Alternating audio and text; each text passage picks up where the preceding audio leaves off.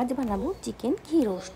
তার জন্য লাগবে চিকেন, দই, লেবু, আদা, রসুন, লঙ্কার গুঁড়ো সব ভালো করে ম্যারিনেট করে। এখানে গোটা অনেকগুলো মশলা আছে, দেখে নাও ভালো করে, ঠিক আছে? আমার মনে নেই, আমি ভুলে যাবো তাড়াতাড়ি গিয়ে বলতে গেলে।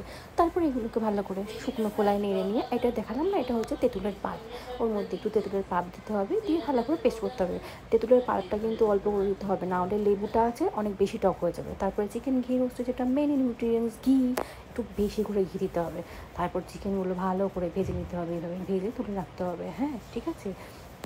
ভাজা ভাজা হয়ে গেলে তুলে রেখে তারপর সেই তেলের মধ্যেই যে মশলাটা পুরো করে রাখা, যে মশলাটা ভালো করে ওটা দিয়ে দিতে হবে।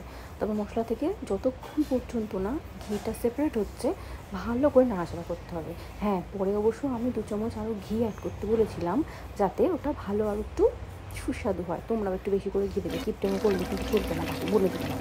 তারপর দেখতে পাচ্ছ সুন্দর কালার হয়েছে। কাশ্মীরি লঙ্কাগুলোতে কিন্তু এরকম কালারটা হয়েছে, ঠিক আছে? আর লঙ্কাটা তোমরা যে যার মতো ঝাল স্বাদ মতো খেয়ে নেবে। ঝালের জন্য তার মধ্যে নামানোর আগে কারি পাতা দিতে হবে।